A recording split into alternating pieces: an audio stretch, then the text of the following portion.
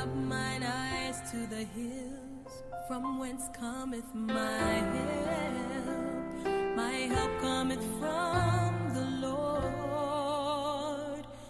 Lord which made heaven. 2 Kings 6 verse 26. As the king of Israel was passing by upon the road, there cried a woman unto him, saying, Help, my Lord, O king.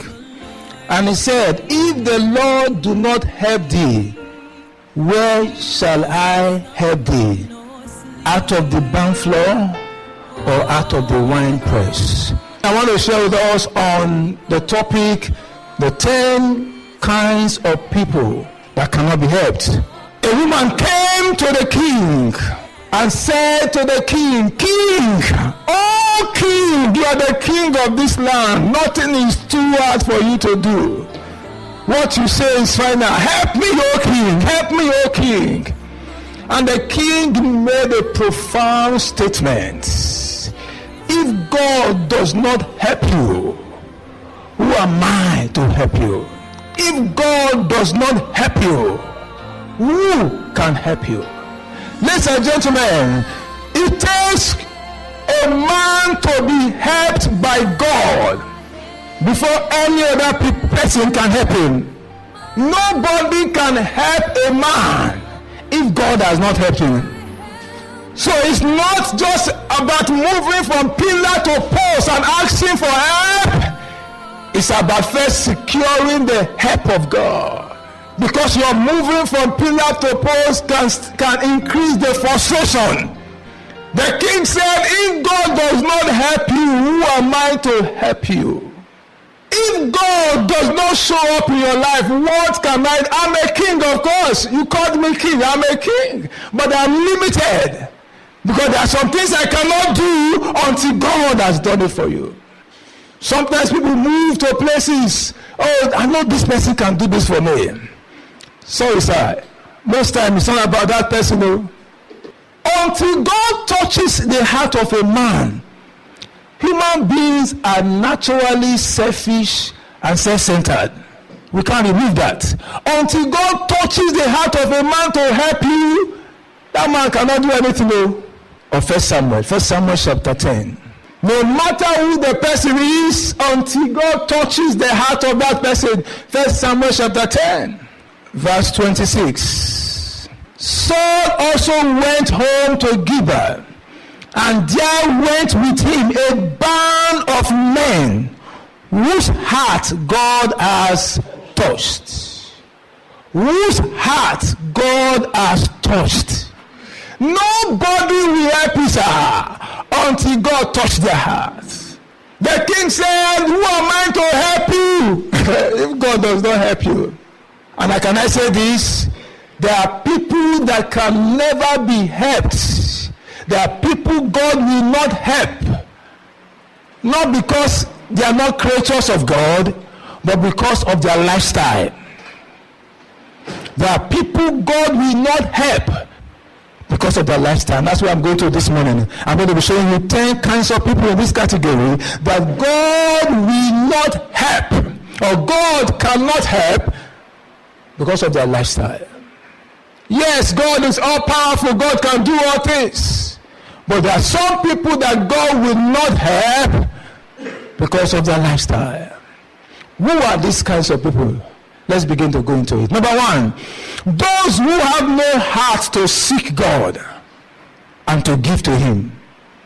Those who have no heart to seek God. There are people who only serve God when things are okay, especially men. There are some men that will tell them, okay, today is Sunday, wife, children, go to church, allow me to rest. I've worked from Monday to Saturday, Sunday is my sleeping time. Let me just sleep until all of you go to church. There are people who don't have a heart to seek God. Some people make God their ATM. It's when they need money, when they need something, they go to God. God mustn't be your ATM. God should be your oxygen.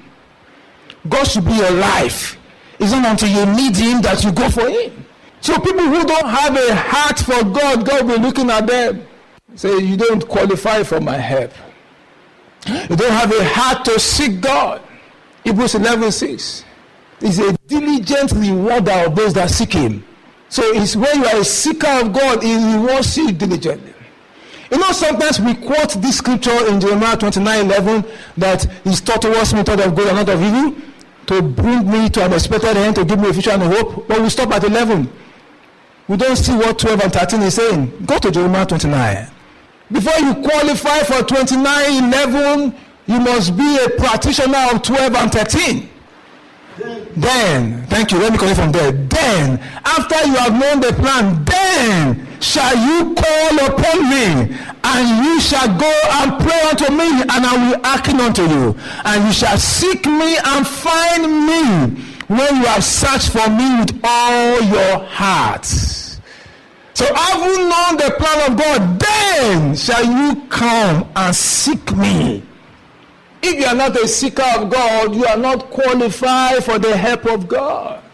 If you don't enjoy giving to him also, you are not qualified for the help of God. You eat your tithes. You don't even see it as anything wrong.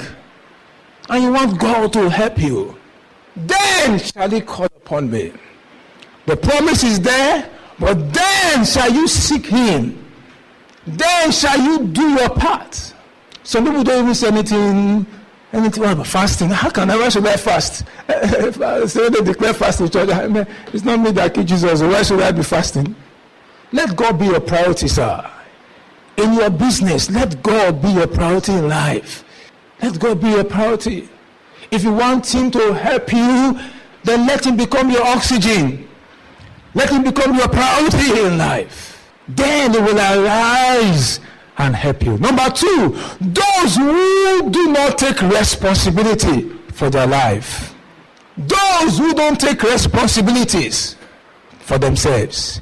You know, you have some people who just feel that if God can just feed them, feed them, use the spoon and put rice in their mouth, put whatever food in their mouth.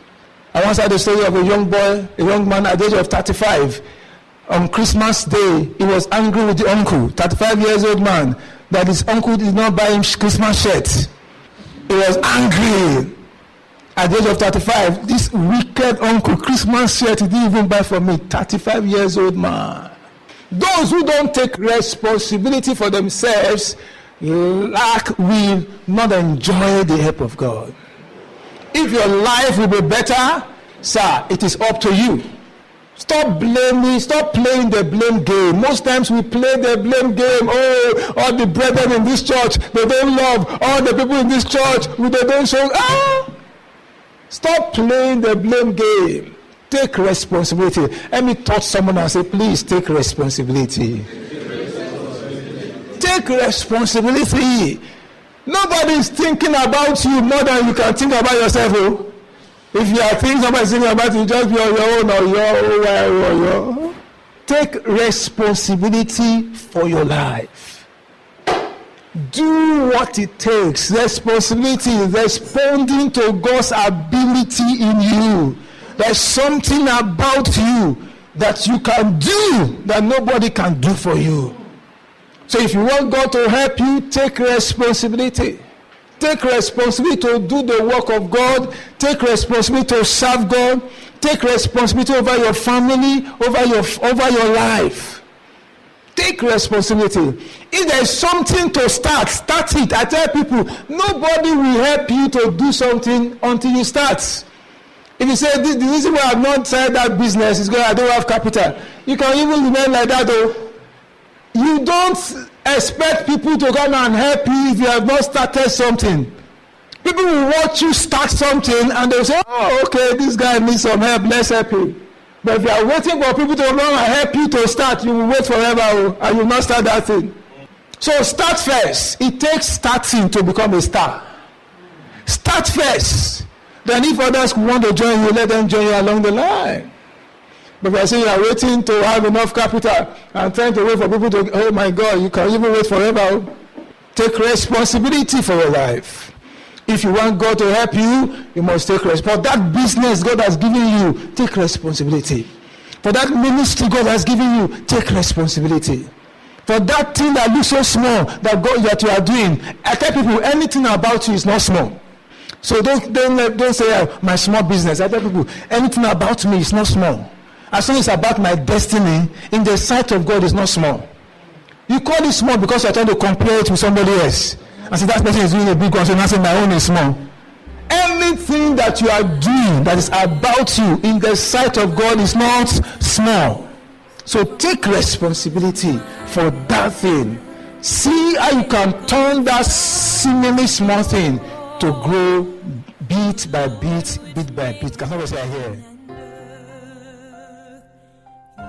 He said he will not suffer thy foot to be moved. The Lord which keeps